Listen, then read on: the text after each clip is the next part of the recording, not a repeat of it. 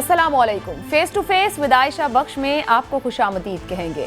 एक हलचल का सा समा है, कोई ताज़ा हवा चली है। अभी पंजाब हुकूमत में फिर कुछ तब्दीलियों की चहमगोइयां हैं। ओन चौधरी जो कभी बहुत ही मंजूर नजर थे, उनसे इस्तीफा ले लिया गया है। उन पर इल्जाम था कि वो MPAs में तरीन ग्रुप के लिए लॉबिंग करते थे। उधर फिरदौस आशिक आवान साहिबा की खिदमात वापस विफाक के हवाले किए जाने की बातें हो रही हैं। वो इस्तीफा दे चुकी हैं। देखना यह है कि वो किसको रिप्लेस करेंगी, क्या फिर जिन्हें डॉक्टर साहब ने रिप्लेस किया था, क्योंकि विफाक में ऐसा ही हुआ था। ये तब्दीलियां क्या किसी हलचल की अक्कास हैं? उधर तरीन ग्रुप में भी हलचल है। नज़ीर चौहान ने ग्रुप से लाताल्लुकी कर ली, क्या मजीद भी कुछ लाताल्लुकियां होंगी? ओन चौधरी साहब के इस्तीफे से क्या माहौल बनेगा? ये सफबंदियां हुकूमत के लिए क्या मसाइल ला सकती हैं? दूसरी तरफ कल रात की पेशरफ्त ने भी एक हलचल पैदा की और इस हलचल के आफ्टर इफेक्ट्स भी अहम रहेंगे। नवाज शरीफ साहब के वीजे में तौसी की दरखास्त मुस्तरद होने के बाद अब क्या होगा? अपील दायर की जा चुकी है। क्या नवाज शरीफ वतन वापस आने का रिस्क लेंगे? क्या नवाज शरीफ बरतानवी हुक्काम को अपने इलाज के हवाले से मुतमईन नहीं कर पाए? इसकी एक सियासी कीमत भी होगी। तीसरी डायमेंशन भी अहम है। सिंध और विफाक में चपकलिश अब ज़बानी दावों से बढ़कर इक़दामात की शक्ल इख्तियार कर रही है। कराची के हवाले से विफाकी हुकूमत का एक्शन प्लान क्या गवर्नर राज की इब्तदाई शक्ल है? सिंध हुकूमत कैसे रिएक्ट करेगी? और सिंध में भी तब्दीलियां शुरू हो गई हैं।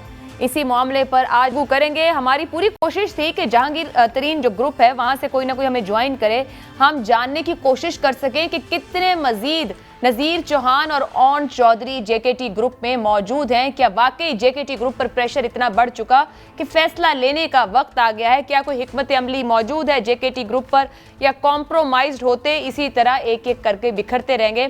फिलहाल वहां से कोई हमें मुयस्सर नहीं। हम आगाज करेंगे नवाज शरीफ का मामला। वीजे में तौसी की दरखास्त दी गई, जिसे मुस्तरद किया गया विफाकी वज़रा की जानिब से। गुज़िश्ता रात से अब तक के दिए गए बयानात और फिर मरियम नवाज का उस पर दिया गया बयान कि हुकूमत की वज़रा के पास कोई और मामला नहीं इस पर बात करने के अलावा। लेकिन आखिर ये दरखास्त मुस्तरद क्यों कर दी गई? कितना ये एम्बैरसिंग है? आगाज करेंगे। हमारे साथ जो मेहमान मौजूद हैं, मुस्लिम लीग नून से अली गौहर बलोच साहब हैं, पाकिस्तान तहरीक इंसाफ से फिरदौस शमीम नकवी साहब हमारे साथ हैं, पीपल्स पार्टी से नवाब तैमूर तैलपुर साहब हमारे साथ होंगे। अली गौहर बलोच साहब, आपसे आगाज कर लेते हैं। नवाज शरीफ की वीजे की दरखास्त का मुस्तरद होना कितना एम्बैरसिंग है? क्या वहां पर यकीन नहीं करवा सके आप लोग कि इलाज की गर्ज से नवाज शरीफ साहब वहां मौजूद हैं? उनके क़याम पर सवाल उठा दिए गए वहां पर। बिस्मिल्लाहिर्रहमानिर्रहीम। देखिए आयशा बख्श, जहाँ तक मियां नवाज शरीफ साहब की एप्लीकेशन जो उन्होंने दी थी वीज़ा की एक्सटेंशन के लिए, उसका मुस्तरद होना है, वो एक रूटीन मैटर है।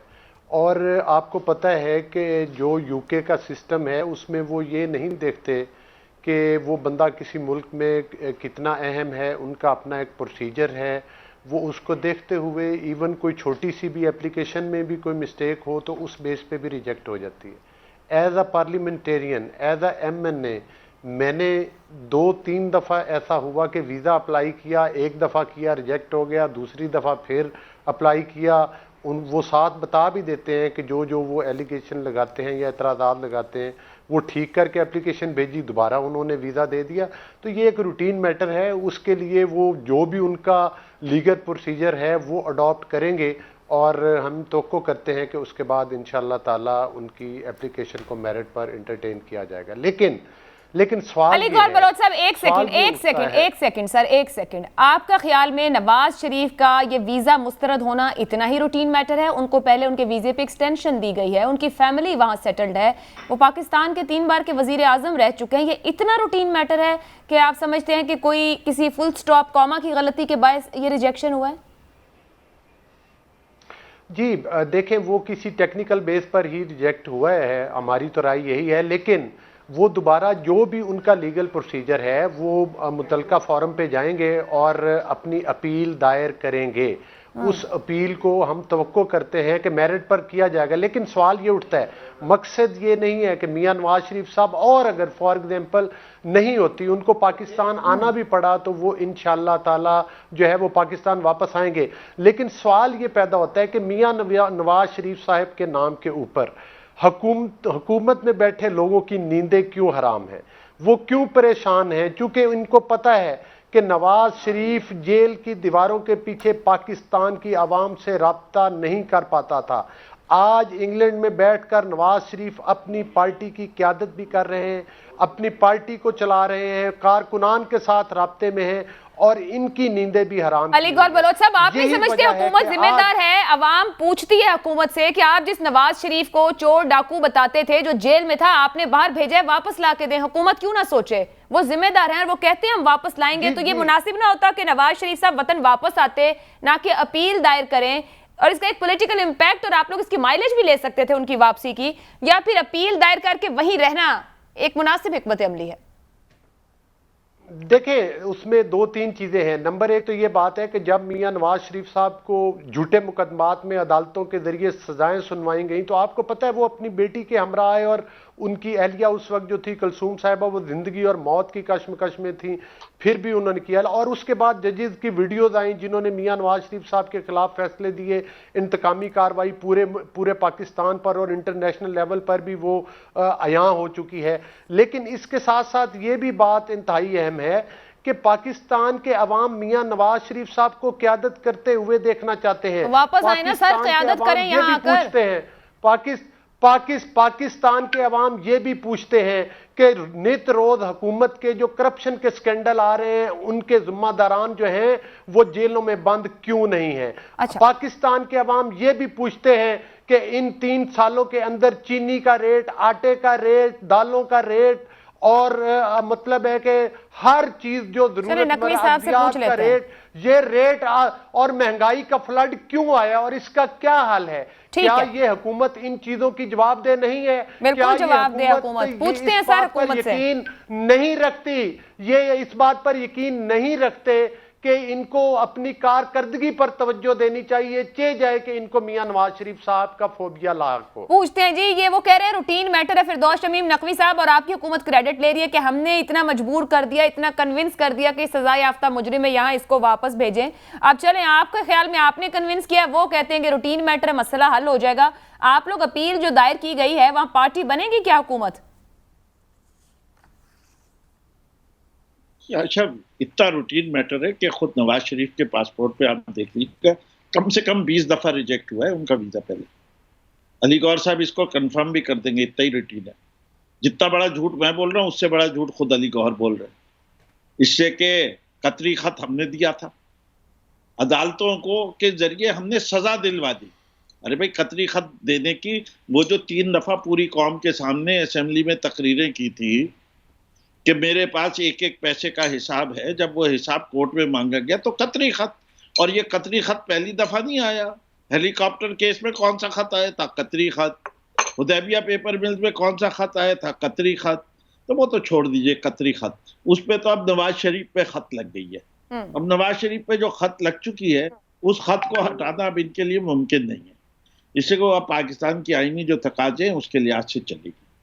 और जो इनकी दूसरी बात है, जिसके अंदर ये बाकायदा हर चीज़ के लिए कहते हैं कि हमें इस पे तवज्जो देनी चाहिए, हम तवज्जो दे रहे हैं। हम तवज्जो दे रहे हैं इसीलिए पाकिस्तान में जिस तरह से कोविड को डील किया, दुनिया के बेहतरीन ममालिक में उसका शुमार होता है। जिस तरह पाकिस्तान ने अपनी मईशत को संभाला दिया कि नेगेटिव से पॉजिटिव लेके आए, अगर आप 3.94 माइनस 1.46 को ऐड कर ले तो जो IMF की फोरकास्टेड ग्रोथ से उससे 3% हमने ज्यादा बेहतर। अच्छा नकवी साहब, क्या आपकी हुकूमत नवाज शरीफ की वहां पे दायर की गई अपील में पार्टी बनेगी? वहां पे जाएंगे, कहेंगे कि इनको वीजा ना दिया जाए? मेरे ख्याल से कि हमने पार्टी बनना चाहिए, इससे कि हम बाकायदा उनको मफरूर समझते हैं और हमारी पूरी काविश होनी चाहिए कि एक मफरूर आदमी को जो झूठ बोल के गया था, जो ये कह के गया था कि मैं इलाज करवा के वापस आऊंगा, और इलाज वो प्लेटलेट्स का करवाने गया था, वो अपने हर घुटने के दर्द का इलाज नहीं करवाने गया था, वो इसाकदार की तरह बैठने नहीं गया था, वो अपने नकवी साहब आपकी गुफ्तगू बताती है कोई फैसला नहीं है आपके एंड पर कि आप इस अपील में पार्टी बनेंगे या नहीं बनेंगे, क्योंकि बयानिए की जंग कि अच्छा जी हमारे फोर्स की वजह से ऐसा हो गया है, मगर अगर ये वीजा मिल जाता है किसी भी सूरत में, उनको स्टे मिलता है, तो फिर आपके पास क्या नुक्ता बचेगा हमें बताने के लिए? जी देखिए, पहली चीज मोस्ट लाइकली अपील के प्रोसेस में उनको स्टे मिलने की चांसेस काफ़ी हाई होती है। लेकिन हुकूमत वक्त के हैसियत से हम जो डिमांड कर रहे हैं कि एक आदमी है जिसने पाकिस्तान की रकम लूटी है, जो पाकिस्तान की आला तरीन अदालत से सजा याफ्ता है, जो एक फॉल्स एफिडेविट दे के गया है, पाकिस्तान ने उसको मफरूर डिक्लेयर किया हुआ है, बरतानिया को हमसे अच्छे ताल्लुकात चाहिए, तो उसको, इस शख्स को हमें वापस करना चाहिए। फिरदौस शमीम नकवी साहब, ये तो शहबाज शरीफ साहब भी कहते हैं कि हुकूमत पाकिस्तान ने भेजा, इमरान खान ने बाहर भेजा, उनकी तो पूरी जमात ये प्ली लेती है कि हुकूमत ने खुद उनको भेजा, और ये प्लेटलेट्स का राज तो आज तक राज ही है। एक स्टोरी आपके साइड की है, एक उनके साइड की है, शायद तारीख ही लिखेगी ये प्लेटलेट्स राज या मिस्ट्री क्या बना यहाँ पर।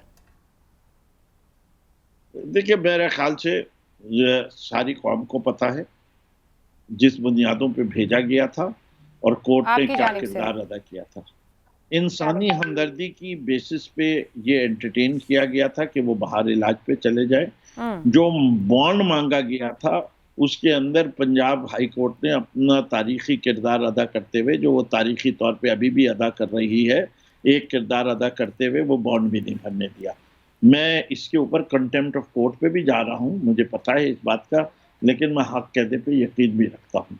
तो मेरे ख्याल से अगर आगे के मौजू पे चले कि क्या क्या किया है हमने और क्या नहीं कर पाए हैं, हमने हर बेहतरीन काम किया है। सर, चीनी की कीमत पर आज भी कंट्रोल नहीं है, आटे की कीमत पर कंट्रोल नहीं, करप्शन खत्म नहीं हुई। फिर ऐसे आ जाए अगर जो वो कह रहे थे अली गौहर बलोच साहब। क्या चीज जी? सर जी, ना चीनी की कीमत कंट्रोल हो सकी आज के दिन तक, हमने करप्शन है, ना आटे गंदम की कीमत कंट्रोल हो सकी आज तक। मैं आयशा आपसे यही अर्ज कर रहा था कि वेरियस फ्रंटियर्स के ऊपर हम अपनी जद्दोजहद कर रहे हैं। एक फ्रंटियर जो है वो इन्फ्लेशन है। यहाँ वो दौर भी भूलना नहीं चाहिए जब 22% इन्फ्लेशन हुई थी, इन्हीं तस्वीर में से एक पार्टी के रूल के दौरान। ठीक है। और ये भी नहीं भूलना चाहिए कि कई दफ़ा फेवरेबल इंटरनेशनल इन्वायरमेंट मिलता है, जैसे कि PMLN को मिला कि तेल की कीमतें जो थी वो निहायत कम थी, उनके ज़माने 45 और $55 के दरमियान थी। और पीपल्स पार्टी को अगर देखा जाए तो महंगी मिली थी, हमें भी महंगी मिल रही है, हमारा $75 प्लस चल रहा है। चले नकवी साहब साथ रहिए, आप जो फ्रंटियर्स की बात कर रहे हैं, कुछ आपके अंदर के भी फ्रंटियर्स हैं, उसकी जानी बातें हैं, लेकिन इससे पहले शेख रशीद साहब क्या कह रहे थे, किस तरह से नून लीग की सियासत को कमेंट कर रहे थे। अली गौहर बलोच साहब सुनिएगा, जवाब लेते हैं। शहबाज शरीफ रास्ता बना रहा है कि नवाज शरीफ को इलेक्शन के दिनों में सीधा जेल ना जाना पड़े, उसको सीधा जेल जाना है इलेक्शन के दिनों में अगर आसना है। और शहबाज शरीफ वही स्ट्रेटजी अपनाने की कोशिश कर रहा है जो उसने सऊदी अरब से नवाज शरीफ को लाने के लिए की थी। अली गौहर बलोच साहब, ये शहबाज शरीफ स्ट्रेटेजी और नवाज शरीफ स्ट्रेटेजी जो बहुत बड़ा सवालिया निशान हमारे लिए तो छोड़िए, खुद आप लोगों के लिए। देखिए, शेख रशीद साहब वही लीडर हैं जो किसी ज़माने में नवाज शरीफ साहब के कसीदे पढ़ा करते थे, फिर परवेज़ मुशर्रफ साहब की शान में भी इन्होंने बहुत सारे नज़में लिखी, फिर आजकल जो है ये इमरान खान न्याजी साहब के साथ भी सेट है, तो इनकी बातों को संजीदा नहीं लिया जा सकता। सर, कभी आपके वजीर आजम संजीदा लेते रहे, अभी वो किसी और के साथ हैं तो आप भी संजीदा ले लेना उनको थोड़ा सा। देखे गुजारी ये है कि शेख रशीद साहब तो ये भी कहते थे कि एटम बम वाला वो जो चागी में धमाके हुए थे मशवरा मैंने दिया, फिर ये भी वीडियो उन्हीं की थी, मैंने कहा कि ये कोई पटाखा ना चल जाए तो मैं मुल्क से बाहर भाग गया। मतलब इनकी बातों को संजीदगी से नहीं लिया जा सकता। लेकिन सूरत-ए-हाल ये है कि ये जो वो कहते हैं ना कि बिल्ली को छीछड़ों के ख्वाब, ये तो पिछले 30 सालों से सुन रहे हैं कि मियां नवाज शरीफ साहब के जो है मतलब फैमिली में, शरीफ खानदान में दरारें हैं। 30 साल में कौन सी दरार है जो नजर आई? भाई मतलब शहबाज शरीफ साहब ने कुछ दिन पहले इंटरव्यू दिया और उन्होंने इस बात को तस्लीम किया कि ये पार्टी मियां नवाज शरीफ साहब ने बनाई और इसमें उनकी 40 साल की मेहनत शामिल है। और उन्होंने कहा है कि मैं किसी मौके पर भी अपने भाई का साथ नहीं छोड़ सकता और ना छोड़ूंगा। तो मेरा ख्याल है कि उसके बाद, और ये कोई एक दफा नहीं, वो हर दूसरे इंटरव्यू में वो कहते हैं कि नवाज शरीफ साहब मेरे कायद हैं। वो ये भी कहते हैं कि मैं पार्टी को जो चला रहा हूं वो मियां नवाज शरीफ साहब की हदायत के मुताबिक चला रहा हूं। लेकिन सोचने की ये बात है आयशा, इस वक्त सूरत हाल ये है कि पाकिस्तान को मौजूदा हुकूमत की करप्शन दीमक की तरह खा गई है। 12 खरब रुपए की जो कोरोना के नाम पर खैरात मिली और इस हुकूमत ने बेदर्दी के साथ उसको हड़प किया, उसका जवाब देने के लिए कोई तैयार नहीं। अली गौर बलोच साहब, तो कसूरवार तो इस मुल्क की ऑपोजिशन भी है। क्या आप लोग एक मौसर ऑपोजिशन कर सके? क्या आप ये बावर करा सके, अवाम के साथ खड़े हो सके? आप लोग तो खुद अपने साथ ना खड़े हो सके। पीडीएम एक्सपोज हो गई। सर जी, बात सिर्फ हुकूमत की नहीं है, ऑपोजिशन का भी कोई मकसद होता है। आपके तो अपने घर में झगड़ा है, आप बयानिया ना माने तो ये मान जाएं कि जानशीनी का झगड़ा है, जानशीनी का तनाजा है। बात नवाज शरीफ और शहबाज शरीफ से आगे जा चुकी कि मुस्तकबिल किसका है यहां पर।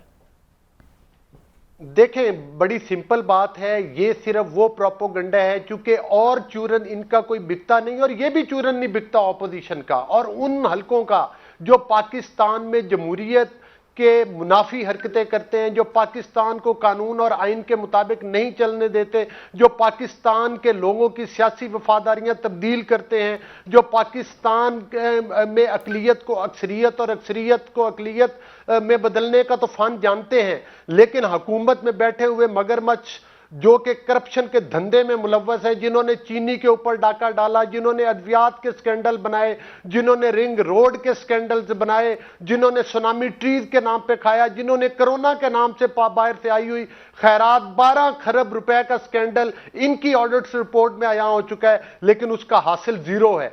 चूंकि आज लुटो और फुटो का टोला इस मुल्क के ऊपर आशा मुसल्लत है और इस पाकिस्तान को दीमक की तरह नोच रहा है, लिहाजा इनको फिक्र सिर्फ ये है कि जो पाकिस्तान का पॉपुलर लीडर है मियां मोहम्मद नवाज शरीफ, उससे ये खाइफ है। और बलोच साहब, ये जो आप लुटो और फुटो कह रहे हैं कि आवाम आपकी ये बात सुन रही है, बलोच साहेब, वो तो 2 हुकूमतें बना चुके पिछले 6 माह में, ऑपोजिशन तो इकट्ठी ना खड़ी हो सकी। सर ये तो फरमाइए, आप तो अपने बयानिए पे अंदर झगड़ रहे हैं, हमें 100 बार बताएं।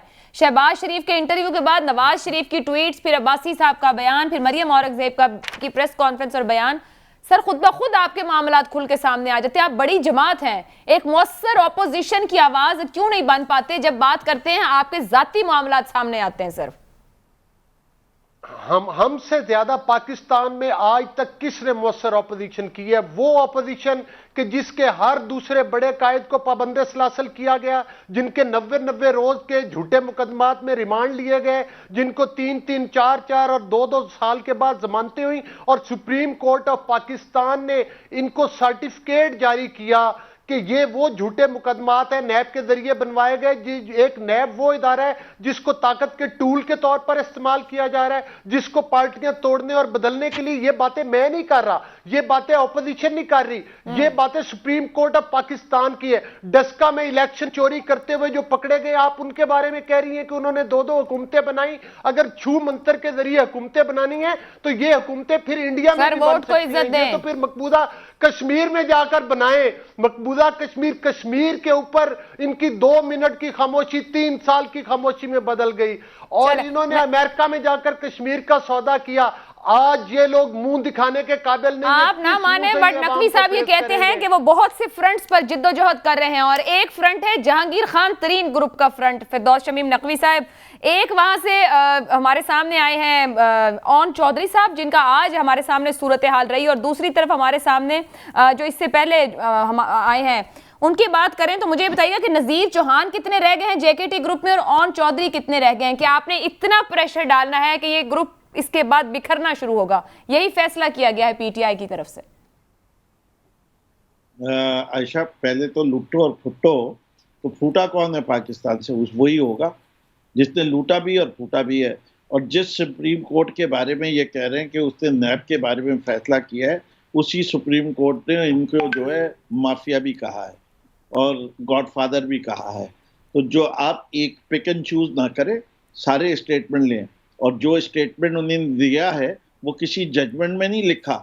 आपका ये माफिया और गॉडफादर का मसला जो है वो जजमेंट में लिखा हुआ है, और इसलिए अली गौर साहब जरा सोच समझ के बोले, ये सारी चीज़ें इतनी आसान नहीं है। अब जहांगीर तरीन देखिए, पहली चीज़, आज सिंध में भी काबीना में तब्दीली आई, उसके पीछे मैं समझता हूँ फरियाल तालपुर और बिलावल जरदारी के ग्रुप्स के दरमियान का मसला है। इससे कि लगता है कि Bilawal Zardari is coming of age और वो फुप्पो को अपनी पीछे हटा रहे हैं, और वो मसला है। ये सियासत में हर पार्टी के अंदर अपने मामलात चलते हैं। जहांगीर तरीन साहब ने स्ट्रेट अवे कहा है कि वो इमरान खान के साथ हैं। जितनी इनकी प्रेडिक्शन थी कि जहांगीर तरीन ग्रुप जो है वो बजट में वोट खिलाफ देगा, वो जो है मदद करेगा बुज़दार साहब की हुकूमत गिराने में, इंडिकेटर ये आएंगे और वो आएंगे, वो सारी प्रेडिक्शंस किधर गई? उसी नाली में चली गई जहां सारी इनकी इस किस्म की अफवाहें जाती हैं, गंदी नालियों में। तो ये जहांगीर तरीन ग्रुप कोई ग्रुप नहीं एग्जिस्ट करता। जहांगीर तरीन साहब, हम समझते हैं कि उनका पार्टी के अंदर एक अच्छा कंट्रीब्यूशन था, लेकिन पाकिस्तान तहरीक इंसाफ बुनियादी तौर पे इस पे यकीन रखती है कि no one is above the law, और उसके अंदर जो भी आएगा उसको, अगर कोई चार्ज आएगा, उसको अपने आप को एब्जॉल्व कराने के लिए, अपना दिफा करने के लिए पूरी कोशिश करनी चाहिए अगर वो बेकसूर है। जो ये कमीशन की बात करते हैं कि वो उसकी रिपोर्ट नहीं आ रही, भाई हर कमीशन की रिपोर्ट आई है। रावलपिंडी रिंग रोड की आई, शुगर कमीशन की आई, पेट्रोलियम की आई, वीट की आई। अब ये कहेंगे कि जी वो जो अली नकवी साहब बड़ी माजरत के साथ देखें, सॉर्ट आउट कुछ नहीं होता। अभी इन्होंने ऑपोजिशन को लेकर कहा गिरफ्तारियां, रिमांड, जमानतें, कितने ऑपोजिशन लीडर्स को सजाएं मिली या हुकूमत खुद इनको अच्छे अंदाज से मुकम्मल करा सकी। अभी जहांगीर खान तरीन ग्रुप से देख ले, जो बंदे पे किसी को आप गिरफ्तार करें, उसका रिमांड हो, उसकी जमानत हो, मामला हल हो जाए। प्रेशर के अंदर आप चीजों को सॉर्ट आउट कर रहे हैं। जो ऑन चौधरी साहब आज कह रहे थे कि जो उनका इस्तीफा सामने आया कि मुझे प्रेशराइज किया गया, बुलाकर कहा गया कि या तो आप उस ग्रुप में हो जाएं या आप अपना ओहदा छोड़ें। उन्होंने कहा मैंने ओहदा छोड़ दिया, मैं ग्रुप नहीं छोड़ सकता, क्योंकि जेकेटी की बहुत काविशें हैं जमात के लिए। सर, सवाल सिर्फ अब यह बनता है कि क्या मुकम्मल फैसला कर लिया गया है कि जो खिलाफ आवाज उठाए उसकी कोई वजूद नहीं, और इसी तरह मुफाहमत लेके आगे बढ़ा जाएगा कि कुछ इसके अंदर ऑन चौधरी बनेंगे और कुछ नजीर चौहान बनेंगे? मेरे ख्याल से हर आदमी को अपनी जिंदगी के सियासत में खुद फैसले करने पड़ते। हर सियासी जमात के अंदर सारे लोगों की सोच एक यकसू एक तरफ नहीं होती। बुनियादी तौर पे सब एक चीज पे यकीन रखते हैं, वो इस वक्त ये है कि इस वक्त पाकिस्तान के लिए सबसे बेहतरीन पार्टी पाकिस्तान तहरीक इंसाफ है, और इमरान खान की क़यादत पे सबको यकीन है। ये वो है जिसपे सबका इत्तेफाक है। अब उसके बाद माइनर डिफरेंसेस ग्रुपिंग हर पार्टी में होती है, हर खानदान में होती है, हर ग्रोह में होती है। ये 100% यूनिटी का कॉन्सेप्ट जो है हमारे वहाँ है नहीं। हमारे पार्टी के अंदर there is lot of freedom. हम बहुत सारी चीज़ें कहते हैं, और अगर कहते हैं तो उसका खमियाजा भी भुगत सकते हैं, उसके अवार्ड भी मिल सकती है, और सब कुछ है। लेकिन मैंने असल एक पार्टी के हम लोगों को खुद फैसला है। जहांगीर तरीन साहब का मसला as far as the sugar scam is concern, वो is being considered under the monopoly commission. Jahangir Khan Tareen नहीं ना, 35 लोग उनके साथ मौजूद हैं नकवी साहब, और वो नजीर चौहान जो चंद दिन पहले कह रहे थे कि इमरान अकेले कुछ नहीं हो सकते या अकेली वो आवाज नहीं है, जमात पूरी मैटर करती है, वो चंद दिन बाद ये कहने लग जाए कि जहांगीर खान तरीन कुछ नहीं है और इमरान खान सब कुछ है। तो इसका मतलब है कि देयर इज समथिंग फिशी। देखिए, व्हाट इज फिशी? फिशी की कुछ नजर आती है ना। फिशी ये है कि जहांगीर तरीन साहब जो है इलेक्शन लड़के वो हाउस में तब्दीली लाना चाहते हैं, खुद वजीर आजम वो बन नहीं सकते, खत्म हो गई वो फिश, तो आउट ऑफ द पॉन्ड हो गई। ठीक है जी, उन्हीं ने किसी और को कैंडिडेट खड़ा कर दिया, उन्हीं ने किसी ऑल्टरनेट कैंडिडेट को भी नहीं खड़ा किया। अब वो अगर ये कह रहे हैं कि जी इधर you call give me relief वरना मैं हुकूमत गिरा दूंगा, वो भी अब 5-6 महीने पुरानी हो गई। पहले यही ऑपोजिशन क्या कह रही थी कि इमरान खान ने जहांगीर तरीन को जाने दिया लंदन, वो कभी वापस नहीं आएंगे। फिर इन्हें कहा कि जुल्फी बुखारी को जाने दिया, वो कभी वापस नहीं आएंगे। जहांगीर तरीन भी वापस आ गए, जुल्फी बुखारी भी आ गए, तो इनकी बातें करने से कुछ फर्क नहीं पड़ता था। ये तो कहते हैं जब इनको कुछ कहना होता है, जरा सी कुछ इधर उधर होती है, ये कहते हैं। चले आपके सूबे की तरफ का रुख करते हैं। तैमूर तालपुर साहब भी हमारे साथ मौजूद हैं, और नकवी साहब ये कह रहे हैं कि बेस्ट पार्टी इस वक्त जो पाकिस्तान में वो पाकिस्तान तहरीक इंसाफ है, और हर सियासी जमात में कोई ना कोई मसला रहता है। तो तैमूर तालपुर साहब, तब्दीलियां तो पंजाब में हो रही है, सिंध भी कुछ मुतासिर हुआ है, मगर नकवी साहब का ख्याल ये है कि वो मामला उसी किस्म का है जो बाकी सियासी जमातों में है। वो कहते हैं वहां पे फरियाल तालपुर वर्सेस बिलावल जरदारी है, एक ग्रुप दूसरे ग्रुप को पुश कर रहा है, ऐसा ही है। ये तब्दीलियां इस बार की गई हैं। बिस्मिल्लाहिर्रहमानिर्रहीम। आज तो बड़ा अच्छा मेरे भाई ने जो है जोक मारा है, जोक ऑफ द सेंचुरी। हाँ, सबसे अच्छी पार्टी पीटीआई। तो उनको बताएं ये मजाकिया शो नहीं है, बड़ा सीरियस शो है, बड़ी सीरियस यहाँ पे बातें होती हैं, इस किस्म का मजाक यहाँ पे ना करें। आपको अगर पूछना है कि पीटीआई कैसी पार्टी है, तो मैं आपको एडवाइस करूंगा आप जरा निकल जाएं सड़कों गलियों में और किसी जरा फेज 5 से बाहर निकल सी ऐसे इलाके में जाएं जहां पर कोई मिडिल क्लास लोग रहते हो। तो वो जिन अल्फाज में पीटीआई को याद करते हैं ना, इन्होंने महंगाई का तूफान बर्पा कर दिया है हमारे सरों पर, जिस किस्म की तकलीफें आ रही हैं, ना खाना खाने को मिल सकता है इन कीमतों में, ना बिजली अफोर्ड कर सकते हैं, ना गैस अफोर्ड कर सकते हैं, और माशाल्लाह से आपने मेडिसिन की कीमत तो ऐसे भी 450% तक अभी तक बढ़ा दी है लाइफ सेविंग ड्रग्स की। तो ये पार्टी की बात ना करें। दूसरा, मेरे भाई ने मैंने सुना बात की कि हमारे यहाँ कोई लॉबी नहीं है पीटीआई में, तो मैं आपको गिन के इनकी लॉबियां बताऊं तो ख़त्म नहीं होती। एक लॉबी तो इनकी पूरी वो चल रही है फेवर में इनके चीफ मिनिस्टर पंजाब बोजदार साहब के, एक उनके खिलाफ चल रही है। जो खिलाफ चल रही है वो ऐसे ऐसे लफ्ज़ इस्तेमाल करते हैं कि मैं चैनल पे तो कह नहीं सकता अपने चीफ मिनिस्टर के लिए, तो ये बातें ना करें। दूसरी आपकी लॉबी चल रही है जहांगीर तरीन की, आपकी लॉबियां तो ख़त्म होती नहीं है, और कोई ढकी छुपी बात तो नहीं है ना, खुले आम जहांगीर तरीन के एमपीएस क्या कर रहे हैं, उनके वर्सेस एमपीए क्या कर रहे हैं, खान साहब के खसूसन खास जो चमचे हैं वो क्या कह रहे हैं। तो ये सारी बातें हमारे सामने, ये बात करना कि कोई लॉबिंग नहीं है और कोई ग्रुपबाजी नहीं है और पीटीआई सबसे बेहतर पार्टी है, तो ये बड़ी अजीब बातें, आज बैकी बातें मेरे भाई आज पता नहीं क्यों कर रहे हैं। जहां तक आपने बात की पीपल्स पार्टी की लॉबिंग की, तो पीपल्स पार्टी में जो फैसला चेयरमैन साहब का होता है वो पूरी पार्टी को, पूरी क़यादत को वो एक्सेप्टेड होता है। मेरा ताज़ा डिपार्टमेंट चेंज हुआ है कल, और उसका भी जो है तरक्की हुई है, तनज़्ज़ुली हुई है सर, आप भी इन तब्दीलियों का हिस्सा बने, तरक्की हुई, तनज़्ज़ुली हुई, मतलब आपकी कारकर्दगी को देख अब वो तो आप बताएं, वो आप बताएंगी ना कि तरक्की है या फिर डिमोशन हुआ या प्रमोशन हुई, आप बताएं ना मुझे। ये तो आप बताएंगे, आईटी से वजीर जंगलात गए हैं, तो क्या इसको हम तरक्की कहें या तनज़्ज़ुली। लेकिन इस तरफ आते हैं, उससे पहले आपने बात की इनकी महंगाई की या इन्फ्लेशन के मामले पर, लेकिन वफाक आपकी गवर्नेंस पर क्या कहता है, फवाद चौधरी साहब की गुफ्तगू सुनिएगा।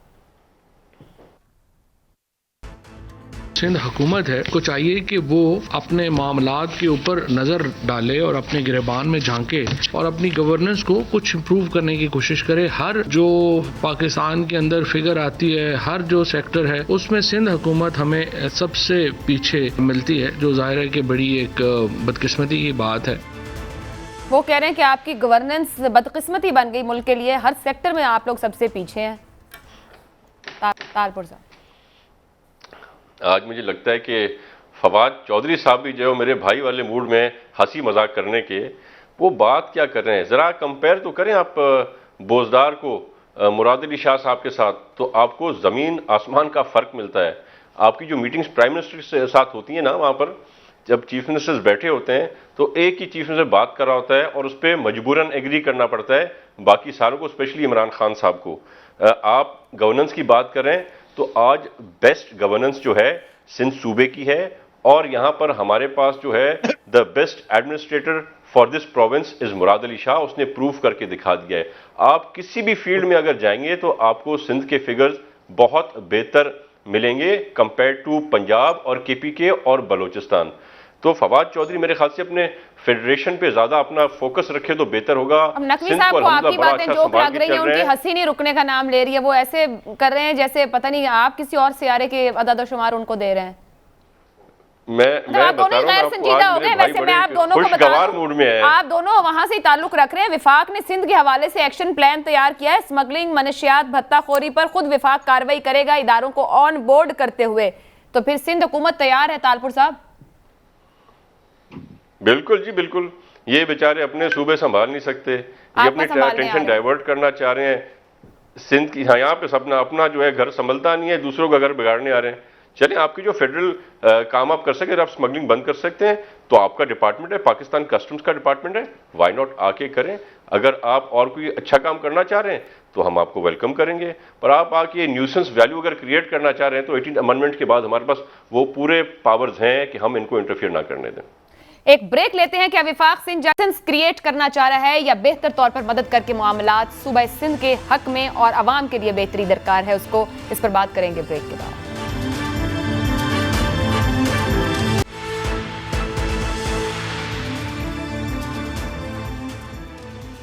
प्रोग्राम में आपको एक बार फिर खुशामदीद कहेंगे। फिरदौस शमीम नकवी साहब, एडमिनिस्ट्रेटर कराची की तैनाती पर पीटीआई के तहफ्फुज़ात क्या हैं? अच्छा जी, पहले तो देखिए जरा मैं अपने सिंध कैबिनेट के नवाब तैमूर तालपुर साहब को बताऊं कि जरा वो मुझे बताए, कश्मीर में एक गैलप ने सर्वे किया था जो पाकिस्तान तहरीक इंसाफ का झेली इदारा है, उसके नंबर्स पता है? चलिए वो नहीं है तो एक पल्स ने सर्वे किया था गिलगित बल्तिस्तान में, वो भी पाकिस्तान तहरीक इंसाफ का झेली इदारा है। अगर उसके लिहाज से lead of Imran Khan versus Bilawal Bhutto, Maryam तो उससे भी नीचे थी, वही बता दे। ये सब हम मैनिपुलेट करते रहते हैं, और जब हम मैनिपुलेट करते हैं तो हम जो है खुश भी होते हैं। इनके बेचारे को खुशी मिलती नहीं है, जिससे कि इनके चेयरमैन ने जो पूरे चारों सूबों की जंजीर बेनजीर की पार्टी को सुकेड़ के अंदरूने सिंध तक महफूज किया हुआ है। अब ये बन रहे हैं अल्ताफ हुसैन ऑफ सिंध कि ये जो है जोरे बाजू, बदमाशी, गुंडागर्दी से बैलेट बॉक्सेस भरने की कोशिशें करके जो है अपने नाम इलेक्शन करवाने के चक्कर में रहते हैं। ये प्री पोल रिगिंग जो इन्होंने की है इस वक्त मुर्तज़ा वहाब के नाम से, कि कराची जैसा शहर जिसके मसाइल 13 साल में तो इनसे हल नहीं हुए, वो एक नाबालिग ना तजर्बेकार इंसान को दे रहे हैं। We welcome his appointment because जो प्रॉब्लम्स इन्हीं ने 13 साल में रिजॉल्व नहीं कर सके इस शहर की, वो मैं गिनवाता चला जाता हूँ। बसों का एक नई बस नहीं ला सके, पानी का एक बूंद कतरा दी इजाफा कर सके, सीवरेज का एक बूंद ट्रीट नहीं करके समंदर, इस वक्त 100% सीवरेज ऑफ कराची सिटी समंदर में डाली जाती है अनट्रीटेड। इस शहर में 14 साल से कम पुरानी कोई बस नहीं है, इस शहर का आधा कूड़ा उठता नहीं है, इस शहर में आधे से ज्यादा जो बिल्डिंगें बनती हैं वो बगैर बिल्डिंग कंट्रोल अथॉरिटी के अप्रूवल के बनती है। इस शहर में जो बिल्डिंग को अप्रूवल मिलता है उसको अप्रूवल देने में इन्हें कम से कम जो है, अगर उसके साथ तस्वीरें ना लगाई जाए सही मिकदार की, तो इनको 2 साल से पहले ये अप्रूवल नहीं देते। नकवी साहब, अब ये फैसला तो अवाम ने करना है। मेरा आपसे सवाल ये है कि आपकी पंजाब में हुकूमत, केपी में हुकूमत, आपके इख्तियारात, आप जिसको चाहें लगाएं, जिसको चाहें हटाएं, आज इस्तीफा दें, कल इस्तीफा वापस लें, एक बंदा 3 साल में 3 बार आप वजीर लगाएं, कोई फर्क नहीं पड़ता, ये आपका हक है। वहां उनकी हुकूमत है, उनका इख्तियार है, वोट अवाम ने देके फैसला करना है काम हुआ है कि नहीं हुआ है। आपके तहफ्फुज़ात मुर्तज़ा वहाब पर क्यों है? आपको उनके इख्तियार से प्रॉब्लम है? नहीं, मैंने तो कब कहा, मैं तो वेलकम कर रहा हूँ बिकॉज आप कह रहे हैं प्री पोल रिगिंग है, अल्ताफ हुसैन बनने की कोशिश कर रहे हैं ये सिंध में। अब इससे बड़ी बातें आपने और क्या कहनी है? एक चीज है, एक एकॉर्ड हुआ कराची ट्रांसफॉर्मेशन पैकेज में। इनके वो निहायत काबिल वजीर आला साहब जिनके ये अभी गुण गा रहे थे, उन्होंने बाकायदा ये कहा कि कराची के अंदर न्यूट्रल एडमिनिस्ट्रेशन होगी। उस न्यूट्रल एडमिनिस्ट्रेशन का नाम जो है वो एक सियासी शख्स है, ठीक है ना। ये अकॉर्ड किससे तोड़ा? ये अकॉर्ड तोड़ रहे हैं, मैं इसलिए उसके ऊपर रिजर्वेशन कर रहा हूँ। चलें उनका जवाब ले लेते हैं, लोकल बॉडीज सेटअप के ऊपर, लोकल बॉडीज के सेटअप के ऊपर एक अलीगढ़ ब्लॉक साहब, मैं पंजाब की तरफ आपकी तरफ भी आती हूँ, लेकिन आप मेरी बात सुनिए नकवी साहब, यहाँ कौन सा लोकल बॉडीज? प्रॉब्लम तो यह है ना कि किसी भी सूबे में जिसकी हुकूमत है वो लोकल बॉडीज की तरफ जाने को तैयार नहीं। यही मसाइल तो इधर भी हैं जी। देखिए, मैं पाकिस्तान तहरीक इंसाफ के रिप्रेजेंटेटिव होते हुए मैं दोबारा ये बात कहता हूँ कि जल्द से जल्द तमाम सूबों के अंदर बल्दियाती निजाम को आना चाहिए। सर कहना नहीं है, आप हुकूमत हैं, आप शुरू करें, सेट करें। सर जो ये काम नहीं कर रहे, वही काम आप कर रहे हैं जो माजी में नून लीग हुकूमत करती थी। होना चाहिए क्या सर? कोई हुकूमत में बैठ के कहे होना चाहिए तो फिर तो वो बहुत कमजोर है। तैमूर तालपुर साहब, क्या आप अल्ताफ हुसैन बनना चाह रहे हैं? सिंध के प्री पोल रिगिंग की है आपने मुर्तज़ा वहाब को लगा। मार्च का टाइम आया, जी फिरदौस साहब कहिए। 2022 से पहले इलेक्शन।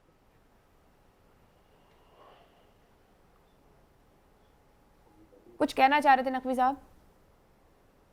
मैं कह रहा था कि हुकूमतों ने, जिधर पीटीआई की हुकूमत है, उन्होंने कंडेम करती है इस सारी सूरत हाल को जो सिंध में भी है, और मार्च 2022 के से पहले इलेक्शन हो जाएंगे, केपी में भी और पंजाब में भी। आपकी कंडीशंस पर होना जरूरी है। जी तालपुर साहब, दो बातों का जवाब। वो कहते हैं मुर्तजा वहाब को करके प्री पोल रिग किया है, जो भी आप लोगों का आपस में अकॉर्ड हुआ था उसको आपने तोड़ा है और आप अल्ताफ हुसैन बनने की कोशिश कर रहे हैं सिंध के। इन तीन बातों का जवाब दें, फिर मैं अली गौहर साहब की तरफ जाऊं। सबसे पहली बात तो ये है कि ये अपनी डिफीट देख के खुद ही बेचारे परेशान हो गए, क्योंकि जो सीटें ये जीत के आए थे, फॉर एग्जांपल फैसल वाडा की सीट ले रहे हैं जिसपे नंबर 1 पे आए थे रिंग करके, तो हमने जो है आज़ाद इलेक्शन करा के नंबर 1 पे आए और इनको 5वें 6 नंबर पे कराची का अवाम ने फेंक दिया है। दूसरी बात आप कर रहे हैं मुर्तजा वहाब की, तो अल्हम्दुलिल्लाह he is a great administrator. उस दुख की बात यह कि आज तक जितने भी लोग हैं ना आशा, वो सब बहाना मारते रहे। कोई कहता है मुझे फेडरल गवर्नमेंट काम नहीं कर रही, कोई कहता है मुझे प्रोविंशियल गवर्नमेंट काम नहीं करने दे रही, कोई कहता है कि मुझे कोई काम नहीं करने दे रहा। तो अब आप देखेंगे डिफरेंस। और ये घबरा क्यों रहे हैं? ये इसी चीज से फिरदौस शमी साहब घबरा रहे हैं कि अगर ऐसा एडमिनिस्ट्रेटर आ गया, अगर ऐसा एडमिनिस्ट्रेटर आ गया तो ये तो कहीं मुंह दिखाने के लायक नहीं होंगे, क्योंकि हमारा इतना जबरदस्त काम हो जाएगा, हमारी क्लिनिक आप फर्क देखेंगे, हमारे सारे मसले मसाइल हम अवाम के दूर करके इंशाल्लाह ताला कर देंगे। मतलब मैं ये कहूं कि इतने वो अच्छे थे, हीरा नुमा मुर्तजा वहाब आपके पास मौजूद और आपको दिखे ही नहीं आज तक, या सडन डिस्कवरी हुई है, या मुर्तजा वहाब के साथ दूसरा कोई नहीं जमात में? नहीं, ही इज डूइंग, मैं ये नहीं कह रही नहीं, ही इज डूइंग, बट आपने नुकसान किया फिर अपनी जमात का और उनका भी। Department as well. तो हमने जब देखा कि एनवायरनमेंट में इतना अच्छा काम किया है, लॉ डिपार्टमेंट इतना काम अच्छा किया है, तो हमने उसको प्रमोट करके एडमिनिस्ट्रेटर ले आए। तो उसकी जो काम देखा तो पता चला, हीरा दूर से थोड़ी पता है, हीरा तो चिरकने के बाद पता चलता है कि हीरा है।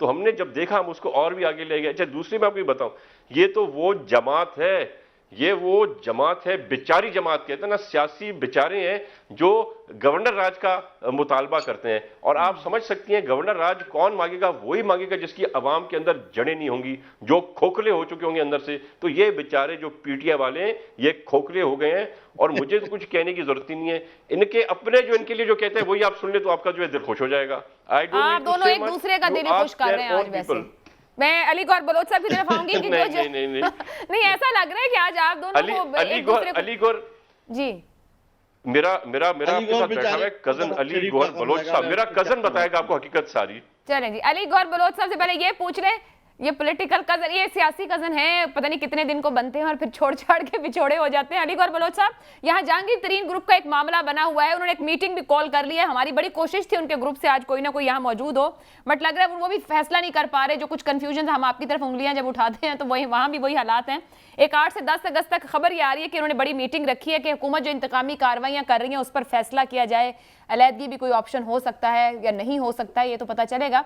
आप ये फरमाइएगा कि इस ग्रुप के साथ आपकी जमात का कोई राब्ता है नहीं है? क्योंकि पीपल्स पार्टी बार बार आप लोगों से कहती है कि रुखसत करें बुज़दार साहब को, लेकिन आप लोगों को लगता है कि इसमें सियासी फायदा नहीं है। बट क्या जहांगीर तरीन ग्रुप के साथ कहीं कोई राब्ते हैं, कुछ ऐसे मामलात हैं कि आप उनकी सपोर्ट को कहीं हैं?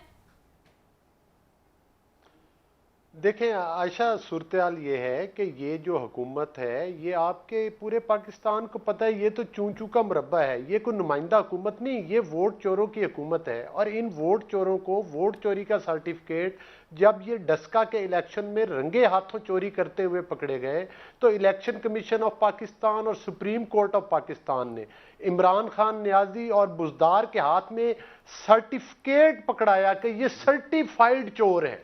सर्टिफाइड मतलब है ये इनको क्रेडिट जाता है पूरे पाकिस्तान में कि इनके हाथ में एक मुसद्दका कॉपी है कि हम वोट चोर हैं। दूसरी गुजारिश ये है कि जो ये कह रहे हैं कि देखें पूरे पाकिस्तान की सियासत को ये अपने तमाम, चूंकि ये सिलेक्टेड लोग हैं और इनको सिलेक्टर्स ने बना के भेजा है, लिहाजा आप इनकी काबीना देख रहे हैं, कोई पीटीआई का चेहरा अगर आपको उसमें नजर आता हो कहीं से, आपको मुझे बताएं कि ये इनके जो आज वजीर इत्तलात और नशरियात है फवाद चौधरी साहब, कभी हम इनकी जरदारी साहब के साथ तस्वीरें देखते थे, कभी इनकी परवेज मुशर्रफ साहब के साथ आती थी, आज इमरान खान नियाजी के साथ आती हैं।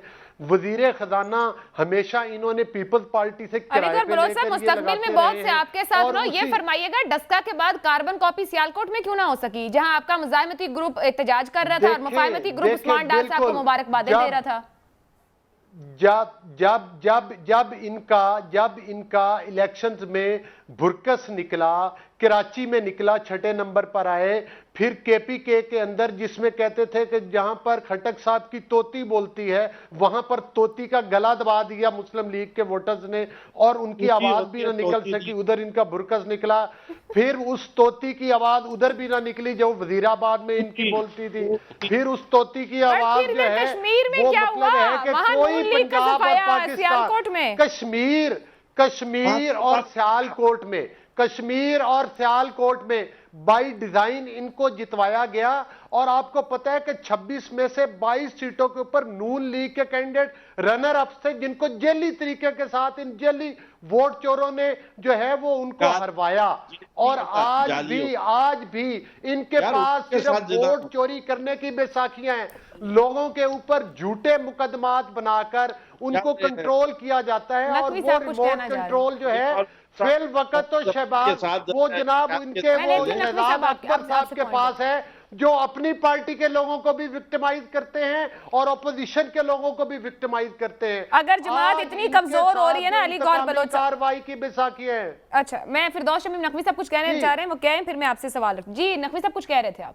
जी हमारी अर्ज तो सुनिए, फिरोज शरीफ नकवी साहब जो है ये तो झूठ बोले जा रहे हैं इधर बैठकर। नकवी साहब को कुछ तो लिहाज होना चाहिए, मुहर्रम शुरू होने वाला है, झूठ बोलना छोड़ दें इधर प्रोग्राम में बैठकर, हक और सच की बात करें। चलें हक और सच की सुन लें। नकवी साहब हक और सच की बात कीजिएगा। मैं हक की बात करता हूँ, हक के लिए अपनी जान कुर्बान देने को तैयार हूँ और आप नाहक जो है मुझसे जिद कर रहे हैं।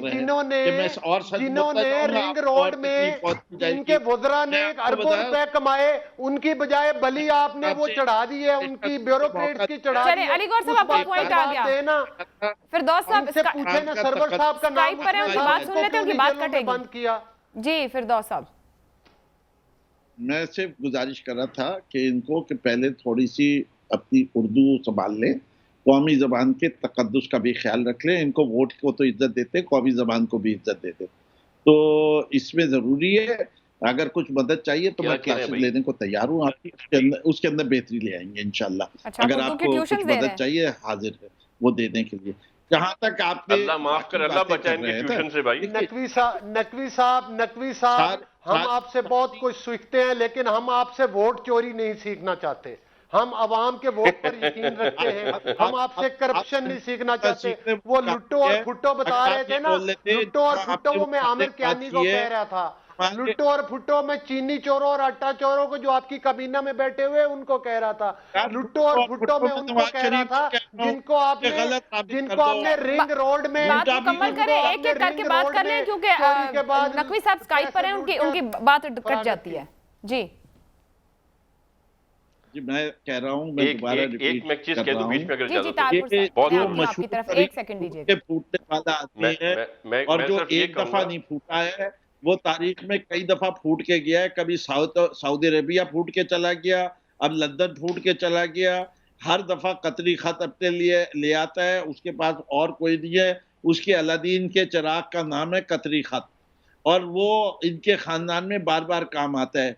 इनके खानदान के जितने लोग हैं उन्हीं ने अपना इन्वेस्टमेंट भी मुल्क के बाहर किया हुआ है। उन्हें पाकिस्तान का इन्वेस्टमेंट क्लाइमेट अच्छा नहीं लगता, इसलिए यू कैन सी के huge amount of their wealth is invested overseas and part of their wealth is not reported and that ये जो कॉन्सिक्वेंस है उसकी वजह से इस मुल्क में कोई दौलत आ नहीं रही, गुर्बत जरूर आई होगी इनके उस पैसे जाने से। वैसे पैसा यहाँ लगता है मल्टीप्लाई होता है। आप लोगों के अंदर खुद इस्तीफे देकर इस्तीफा पॉलिसी पे चला जाता है। आपने भी इस्तीफा दिया, फिर इस्तीफे वापस होते हैं, इधर पंजाब में इस्तीफे हो रहे हैं। मैंने कहा ये आपकी जमात में इस्तीफा पॉलिसी क्या है? इस्तीफा दिया जाता है, मंजूर नहीं होता, वापस हो जाता है, कोई इस्तीफा देता है फिर वापस आता है, फिर यहाँ से जाता है, फिर वहां से। ये कुछ खेला जा रहा है कि इस प्रेशर को इस्तेमाल किया जाए, आज यहाँ कल वहां। देखिए मैं ये समझता हूँ कि पाकिस्तान तहरीक इंसाफ के जो पार्टी के अंदरूनी फैसले हैं वो हर पार्टी में होते हैं और होते रहेंगे, क्योंकि हम हुकूमत में हैं और हमें माइक्रोस्कोप पे रखा है। वो आपका हक है, as commentators you can comment. We believe कि ये due course of party politics का हिस्सा है। ये हर आदमी को मौका मिलना चाहिए जो को क्या समझता है कि मैं बेहतरी कर सकता हूँ, उसको हम चांस भी देंगे और जिसको हम बेहतर समझते हैं जहां वो अप्लाई भी करेंगे। अगर फिरदौस आशिक अवान को मरकज से हटाया, वो उन्हें पंजाब में लिया है, अगर अब उनकी जरूरत मरकज में महसूस की जा रही है, उनको मरकज में बुलाया जाएगा। इनको मुर्तजा वहाब की जरूरत पड़ी थी, इनको तो 13 साल बाद नजर आते हैं ना, हम तो अपने प्लेयर को तब भी खेलने देते हैं। ये तो जो है कहते हैं लॉ डिपार्टमेंट में जबरदस्त काम करके आए आप दूसरों पर क्या इतराज करते हैं? आप अपने हीरे नजर घुमाएं। चलें जी, तारपुर साहब आप कुछ कहना चाह रहे थे। और दूसरी बात ये तारपुर साहब कह रहा था कि मैं आती हूँ मैं वो जो है बेहोशी के आलम में। नकवी साहब 12 दे दें जी। तैमूर साहब क्या कहा नकवी साहब ने अभी लास्ट में, समझा नहीं जी। नकवी साहब दोबारा कह दें क्योंकि आप लोग इंटरप्ट एक दूसरे को इतना कर रहे हैं। जी नकवी साहब। मैं तो ये कह रहा था कि मैं तो अल्हम्दुलिल्लाह हमेशा होश में होता हूँ और कभी मदहोशी में नहीं पाया जाता न बेहोश पाया जाता। आज मेरा दोस्त सेहतमंद भी लग रहा है और कुछ बातें जो है अल्हम्दुलिल्लाह वो उससे वो नहीं कर रहा जो वो आमतौर पर कर रहा है, तो मैं अप्रिशिएट कर रहा हूँ। चलें जी, आप अप्रिशिएट आज कुछ और ही दिन है शायद। जी तैमूर साहब। पता नहीं ये कौन से होश और बेहोशी की बात कर रहे हैं, मुझे नहीं पता, पर मैं आपको एक तरीका बताऊं। अगर आपको देखना है कि ये बंदा आज आपको होश और वजीर पीटीआई का तो नजर आ रहा है, बस यही मैं बताता हूं आपको। आपको अगर देखना हो ना कि कोई भी बंदा पीटीआई का है तो आपको ज्यादा देखने की जरूरत नहीं है, तो इससे ज्यादा मैं चले बस कर दिए। आप लोग सीरियस डिस्कशन पे आ जाएंगे। मदहोशी की बातें आप दोनों का कुछ ना आज वो नहीं है। मुझे वापस आ जाए, गुफ्तगू के अंदर आ जाए। आप बस मैंने एक सीक्रेट देखें आपको बताया और आपके सब व्यूज को बताया कि पहचान कैसे करनी है। चलिए अब काम की बात पे आते हैं। अच्छा मुझे ये बताइए, आप कहा कि मैंने जी कहिए। मेरे भाई ने कहा कि मैं जो है ना कभी गलत बात नहीं करता हूं और मैं सच्ची बात करता हूं। तो मेरे भाई ने आखिर जो है ना सच बोला था कोई 1.5 साल पहले, जो मेरे पास इस फोन में स्टोर है। अगर आप कहेंगे आपको सुना दूंगा, बल्कि आपने पहले सुना होगा। मैंने कहा था कि इमरान खान तुमको शर्म आनी चाहिए, कोई हया होती है, कोई शर्म होती है। इसने अपने पैर कहा था। वो आखिरी बार इन्होंने जो है ना ये अच्छी बात की थी जिससे ये मुकर कर, जिसके एवज में इनको हटा के from the seat of opposition leader पीछे बैठा दिया और एक लैंड ग्रैबर कब्जा माफिया को आपने आगे बैठा दिया जो मुन्नी बेगम तक के प्लॉट्स पे कब्जा करके बैठा है। अच्छा बात ये करे लोगों की, ये सोचे तो सही, आपको कब्जे छुड़वाने चाहिए।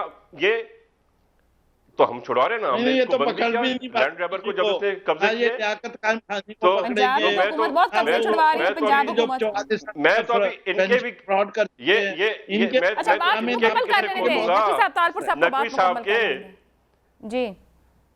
तो ये जो लोग हैं ना, ये आप सोचें ये वो बदकिस्मत जमात है जो फेडरल हुकूमत में रहने के बाद सारी ताकत इस्तेमाल करने के बाद भी 14 में से 12 बाई इलेक्शन हारे हैं और जो 2 बाई इलेक्शन हारे जीते हैं उनको भी नहीं फूका मार के जो थोड़ा बॉर्डर इस तरफ हो जाए इस तरह से हारती है। अवाम में फेल हो चुके हैं, पीपल हेट देम। इसीलिए अब देखा जहां ये लोग जाते हैं कहीं पे अंडे खाते हैं, कहीं से टमाटर खाते हैं, तो ये इनकी हरकतें ऐसी ना, ये इनके साथ हशर होता है।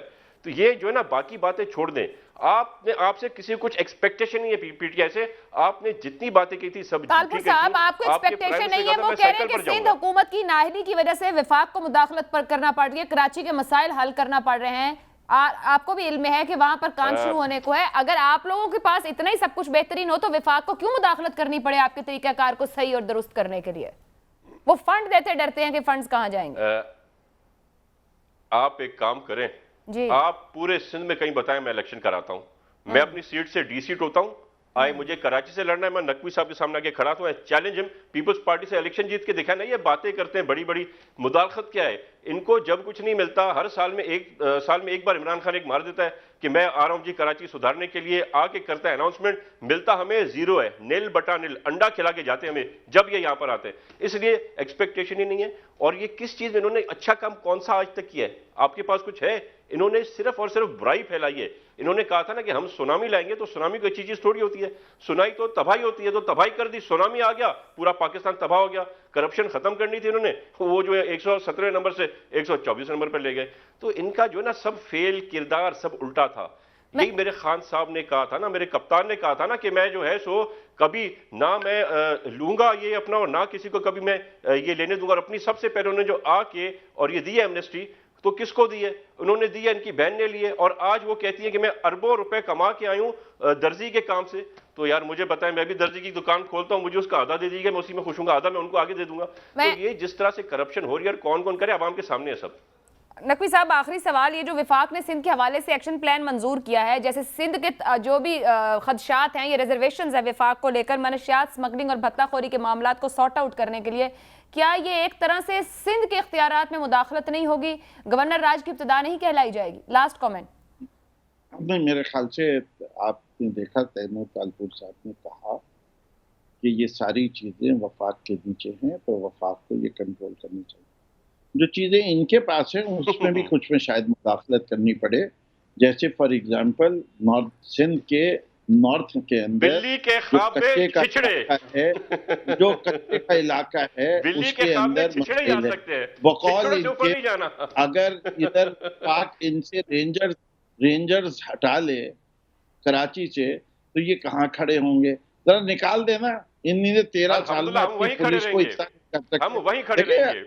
तैमूर तालपुर साहब तसल्ली से, आज आप होश में हैं, अच्छी बात है। तसल्ली पर्सनल कमेंट्स से पर आप होश में नहीं है ना, आप रात सोए नहीं है पूरी।